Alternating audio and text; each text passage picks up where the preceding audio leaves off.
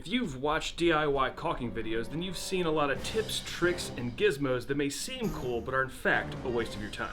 I'm here to tell you that there's an easier, better, and more professional way to caulk where you don't have to use all of this stuff. In this video, you're going to learn why professionals don't use the majority of DIY or caulking hacks you see on the internet and why our methods are better. And most importantly, you're going to learn how to save time, use less steps, and get better results with your caulking endeavors. So what's wrong with DIY caulking? A lot of what I see in these videos and DIY videos in general is a lot of unnecessary accoutrement and steps in the process. I should mention that my brother and I are professional painters and have been in the field for over 20 years. We've gone through hundreds and hundreds of tubes of caulk, and we've whittled down our caulking efforts into a streamlined process that I'm about to share with you now. Before we get into our process, I'm just gonna go over the tools that we like to use for our caulking efforts. First up is the caulk we like to use, and again, we're professional painters, so this is what we use for interior and exterior caulking. It has good flexibility, spreads nicely, dries fast, and it looks great when it's painted. Next up is our dripless caulk gun. These aren't overly expensive, but they're pretty sweet because as soon as you let off the trigger, the caulk stops coming out of the front of the tube, as opposed to this guy, which is not a dripless, and it's got this release back here. So as soon as you're done pulling the trigger, you've got to hit this release. And if you don't hit that release or this mechanism wears out, which it often does, caulk will continue to come out of the front of the tube, which is not great. Thirdly is a knife. I prefer a carpenter's blade to cut the tip of the caulk. A lot of the caulk guns have cutters on them, but I find a blade to be much more useful to do that. And then lastly, a roll of paper towels just to wipe your fingers on and clear the tip of the caulk tube. Now that we've got all of our supplies, let's get into the process. The first thing you want to do is actually load the tube in the gun, and then you're gonna kind of make sure there's no space behind this plunger part here. You're going to want to cut a small hole in the tip of the caulk gun on an angle, and you can make it smaller or larger as needed. Doesn't need to be anything crazy. For most latex caulk, you don't need to poke a hole down the tube. It's just ready to go as soon as you cut the tip.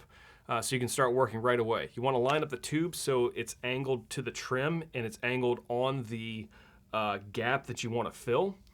And then what you're going to do is you're going to lay a bead down anywhere from 3 to 6 feet, and then wipe with a finger to smooth that out. And the finger really tends to be the best tool for the job.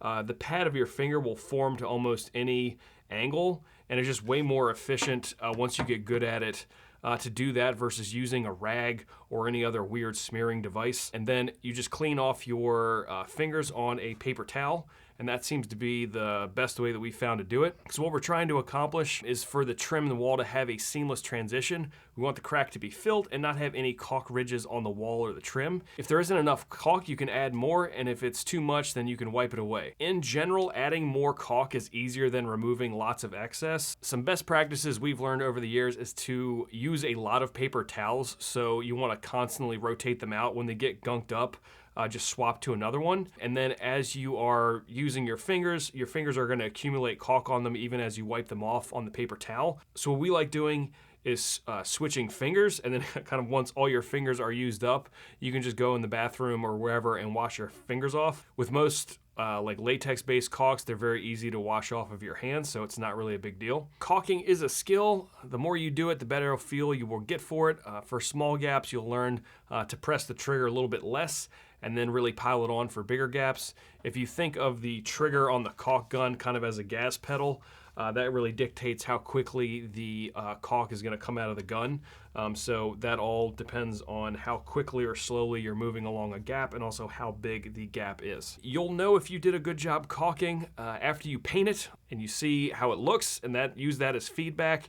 And next go around, you can make some improvements if you need to. I may get a little bit of pushback on this next point, but when we're done using our caulk on the job, generally what we do is just leave the tube in the gun and we throw it back in the truck for the next time. And then when we go to pull the gun out on the next go around, a lot of times this type of caulk has kind of sealed itself, but most caulk guns have this little poker in it, and you can just shove that down the tube, and that'll free up any solid caulk that has sealed itself, and the caulk's generally good to go. And then if for some reason it's not, or there's only a little bit of caulk left, we just chuck the tube, because these are not overly expensive. I think one of these tubes of caulk costs less than a cup of coffee. so I'm not really too concerned about storing it. That being said, I understand you might want to store some caulk that's a little more expensive, or it's a specialty caulk or whatever it is. If that's the case, you can just shove a nail through the tip and that'll kind of cork it. Or you can also use those snazzy little caulk condoms that you can get on Amazon. A lot of people really like those as well. Now that you know how the pros caulk, hopefully it will speed up your process. But if you don't know how to paint the baseboards you just caulked, then you could screw up all of that sweet, sweet effort you put in. If you want to know the best way to paint baseboards, just click this video right over. Meow.